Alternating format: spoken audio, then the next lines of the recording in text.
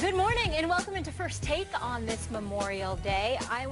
We all want to thank those who continue to sacrifice and protect our country, our freedom. You are the true heroes. We appreciate you today and always. Thank you. Guys? Molly, I appreciate you echoing those sentiments. Good morning. Hope you and Skip had a lovely weekend. Want to thank all of our fallen soldiers. We appreciate their efforts, their sacrifices, no doubt about it. Skip Bayless, allow me to say this. I've been covering the NBA for 20 years. I am so hyped for tonight. This is, when you cover this league, these are the kind of moments you wait for, you live for. It's not just about the Game 7. It's how it got to this point. Skip, I could not wait to be looking at you this morning to do this show. I'm so ready. Oh, I'm so ready for this. Woo! Allow me to say, I have been covering the National Basketball Association, writing about it, talking about it, on air, in print, for almost 40 years. And to take nothing away from the Memorial Day, the reason for this holiday, this feels like a holiday to me in a basketball sense, because it does not get better than Game 7 of the Western Conference Finals.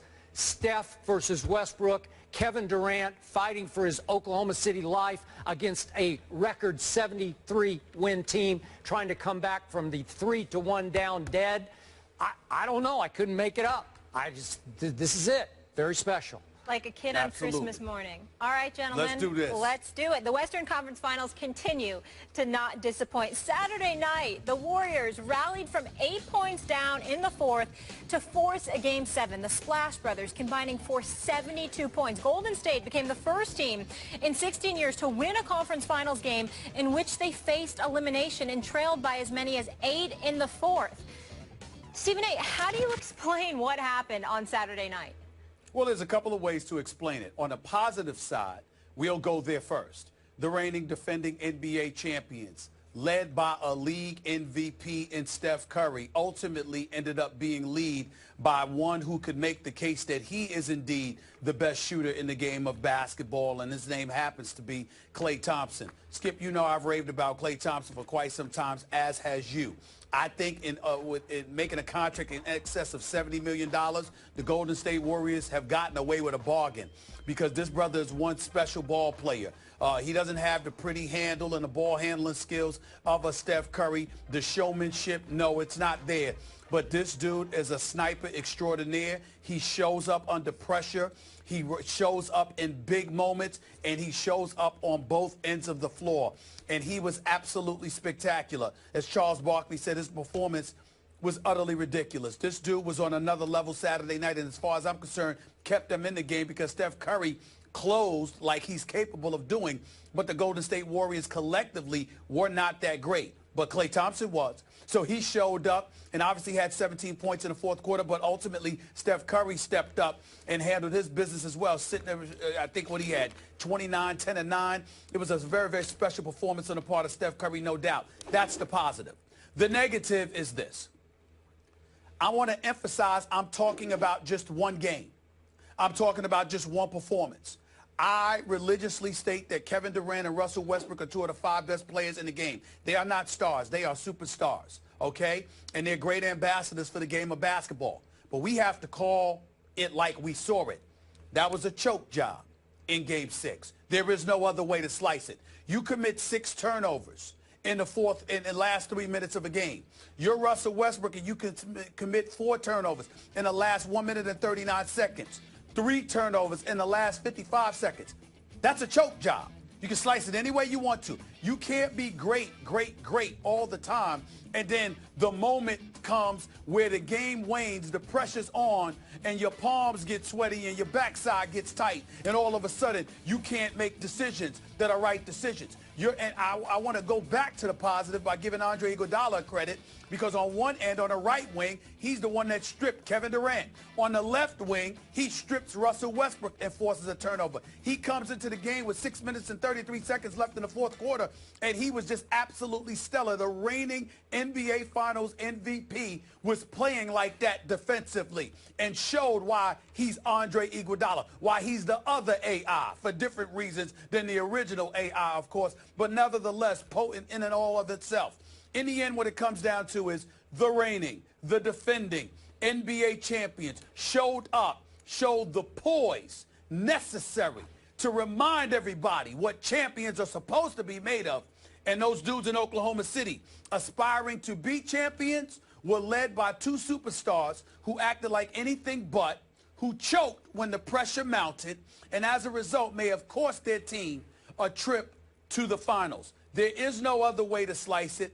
That is what happened in Game 6, and who knows what will happen in Game 7, because, again, when you make nonsensical, idiotic decisions down the stretch, you might be so lost that you're oblivious to the pressure of a Game 7, and who knows, Oklahoma City might be the type of team that shows up and gets it done. But we're talking about Game 6 for the moment, and Game 6 was a choke job. Strong, harsh, true. I agree with you. My bottom line takeaway is that the Oklahoma City Thunder choked on the ear-splitting expectations generated by that crowd. You know it well there in Oklahoma City, Stephen A. There's not a louder crowd this side of Oracle. There may be a louder one at Oracle tonight. We'll see about that. But I thought that the expectations and the mounting ear-splitting pressure finally overwhelmed the two stars of the Oklahoma City Thunder. And by the way, let me just throw this out. Russell Westbrook, who's laughing now? I throw that out because, Stephen A., you know and I know, it ain't over yet. And I'll recite the old cliche, he who laughs last laughs best. So maybe Russell and company could get the last laugh tonight at Oracle. But right now, Steph Curry's the one not laughing, but grinning, because as we know, after that Game 5, Russell Westbrook appeared to be laughing at a question about Steph's defense. I just throw that out. Now, allow me to take one other quick left turn here, Mr. Smith. As you know, over the last week or so on the show, I finally said, okay, I give up, and I tried to take a seat at the very rear of the Oklahoma City Thunder bandwagon. As you know, I grew up in Oklahoma City, but I've been a Spurs fan since the George Gervin era. So I wasn't going to be a hypocrite when my hometown shockingly landed an NBA franchise. I couldn't just jump off the Spurs bandwagon because I got it in my blood now. I loved Iceman. I love those teams. I love the Duncan era teams from the start. And yet, I finally gave up and gave in last week, and I said, you know what? This team has arrived. This team has finally figured it out. How to close, how to win big playoff games. It has finally found itself. And then Saturday night, that happened. To me, my takeaway was Durant and Westbrook reverted to what I used to not like at all about them, that I thought they had corrected and grown out of. They turned back into the turnover twins down the stretch. We've seen it all too often. In truth, we saw it late in Game 5 against my Spurs. A big turnover by Durant, big turnover by Westbrook. But Tony Parker couldn't cash in. And Klay Thompson and Steph Curry just kept cashing and cashing and cashing in on those turnovers. The Thunder turned back into what I've called the Oklahoma City blunder. And to me, the biggest blunder, and if you want to blame this on the coaching staff or just on Russell, Stephen A., you're up 7 at home with 5 minutes left of the biggest games of your life, biggest game of your life, a chance to clinch an NBA Finals trip, your second NBA Finals trip against LeBron, and all of a sudden Russell goes into stall ball mode. He thinks he can kind of walk it up and sort of start dribbling out the clock. No, not against that team. You cannot dribble out the clock against Klay and Steph, especially when both of them have a hot hand at that point. And every clock possession to me degenerated into 10, 9, 8. Whose turn is it? You go, I go, turnover, turnover. They go the other way. One pass, boom, shot, game tied, up 3. You know the rest of the story. And yet, Stephen A., biggest picture to me, and we'll talk in our next block about who's going to win Game 7 tonight, but my biggest takeaway from this game, and I'm curious what you saw, I thought Golden State, by its gold standard basketball, 73 wins, I thought it played a pretty lousy basketball game until the final 5 minutes, except for that guy you started your soliloquy with, Klay Thompson. He's just making 3 after 3 to just barely keep them afloat and breathing. Barely. Just another 3. Remember, Oklahoma City's up 13 with 4.5 minutes left in the second quarter. Didn't you think it was a rout? I thought it was just teetering on a blowout. No, Skip. I didn't think it was a rout. Here was why. I saw Kevin Durant come out and jack up 19 shots. What is it that we consistently rave about with Kevin Durant? It's not just his ability to score the basketball. It's the offensive efficiency. The fact that he doesn't force it, that he lets the game come to him, that he's almost unselfish to a fault. And nothing about that Kevin Durant showed up in the first half.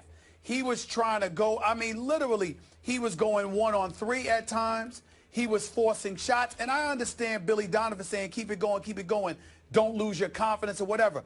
Kevin Durant wanted it, and I'm not going to fault him the way others were faulting him in the first half. Because I understand you want it badly, and I'd rather you be victimized by being overly aggressive as opposed to being passive. So I give him credit for that, but I was shocked at the decision-making that he was making. He wasn't setting up and getting solid shots. He was forcing one shot after another, and it just seemed so unlike him, almost like the moment was too big for him. Now, that's sacrilegious to say. This guy has played in closeout games in the playoffs before, and he's averaged 34 on better than 50% shooting in those games. So it's not like he panicked or anything like that in terms of his first half performance. He was just a little bit too anxious. But where the disappointment comes in, you talked about Oklahoma City and choking. No, Skip Bayless, I said Kevin Durant and Russell Westbrook. I'm not holding anybody else on their squad accountable. Roberson played well. Steven Adams and Enes Kanter and everybody else played within themselves.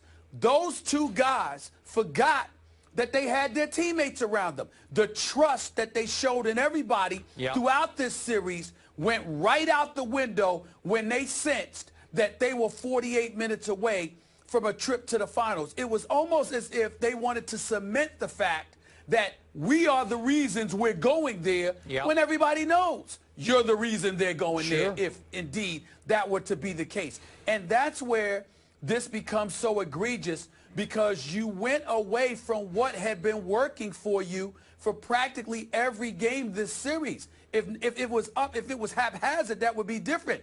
It was working. There was no, even in their Game 5 loss, it was working. There was no excuse to do what they did in Game 6, and it cost them. Okay, but remember in a previous game, I think it was 5, when Kevin Durant went 3 for 10 in the fourth quarter, I pointed that out, and you said, well, at least he was shooting the ball. At least he cared enough, that like he had the faith enough in himself to say, let me shoot these shots. But Skip, he wasn't forcing it. The shots that he was taking when he only went 3 for 10, practically every shot was a typical Durant shot. Whereas if you looked in Game 6 and what transpired, and particularly in the first half, and as the game waned, he was forcing it. I didn't see those forced shots in Game 5. It was clear they were forced in Game 6. There were times Chris Webber and then was pointing out on the telecast, because Chris Webber's just doing an outstanding job, by the way, and he was pointing out, you got a guy open right there, and Kevin Durant's not even looking at him.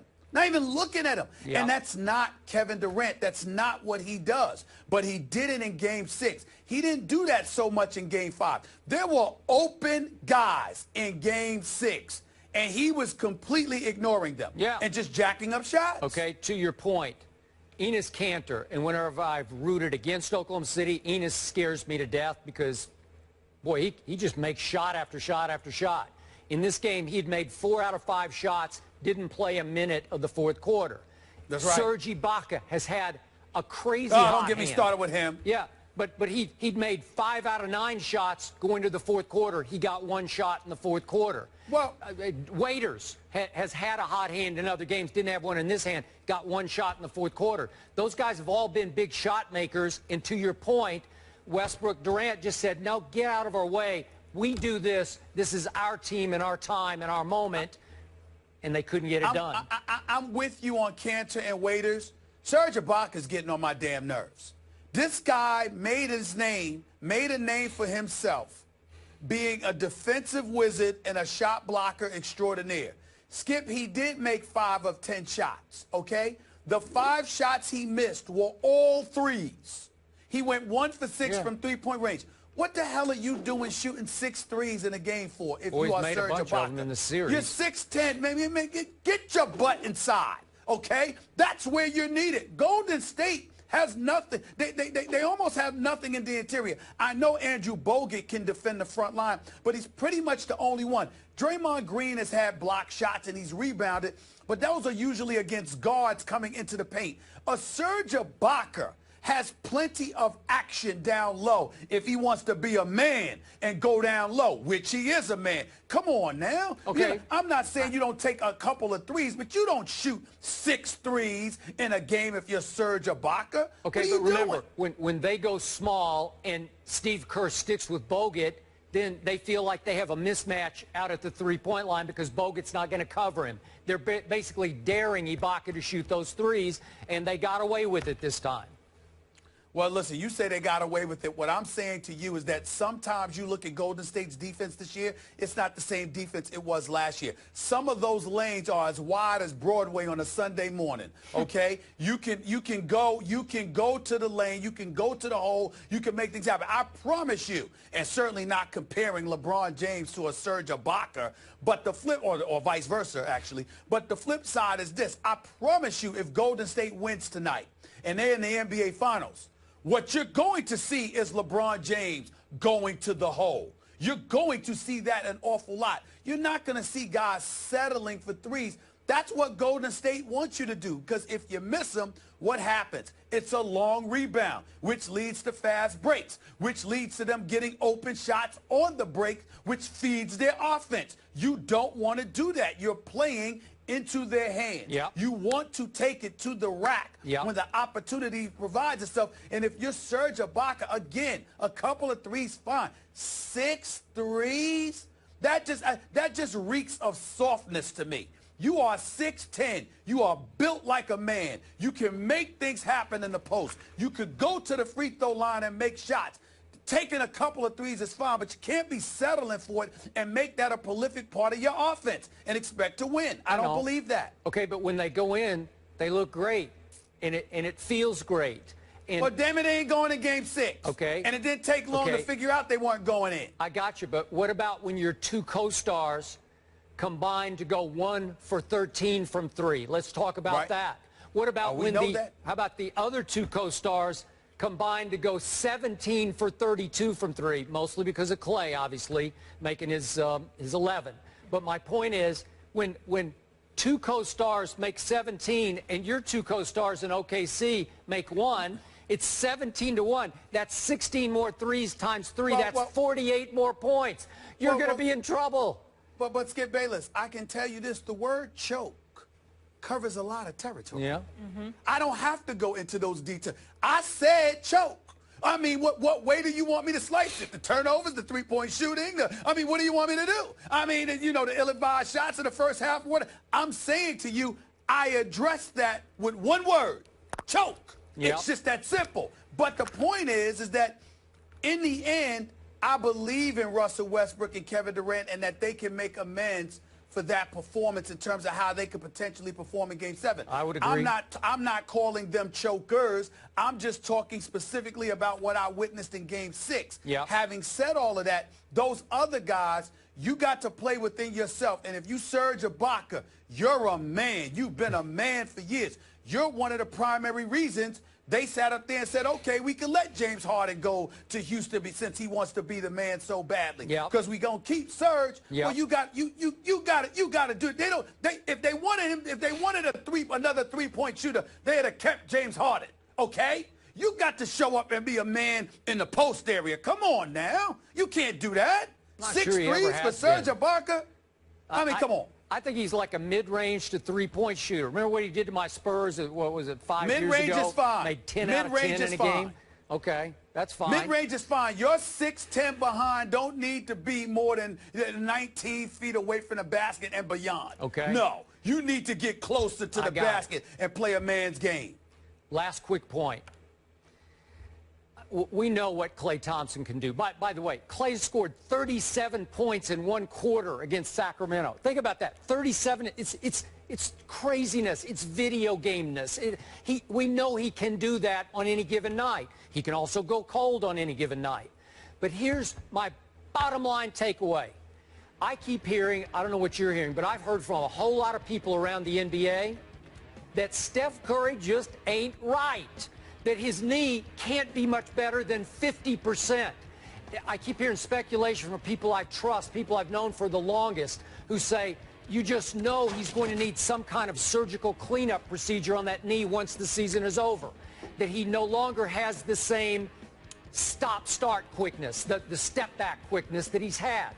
Yet, when that guy has smelled blood in both Games 5 late and Game 6 late, can you believe how Steph, on 50% of a knee, if it's that in fact, how he just wills the ball in the basket? I mean, it's just, listen, this guy, what he has when he keeps pounding his heart, hey, he's special. What he is made of is special. He made those 2 late threes, and they were just kind of set shot threes from distance. But that's the whole point. Okay, but then 31, 10, and 9 is 31, 10, and 9. It's okay, special. but to your final point about Ibaka, that dagger shot, that dagger banker that Steph made over Ibaka to clinch it at the end, you know, the little runner up off the glass with Ibaka lunging, trying to block it. And fading away. Yeah, he faded it in mid-flight. He faded and made it off the glass soft. I'm like, what a shot. What a gutsy, close-it-out shot.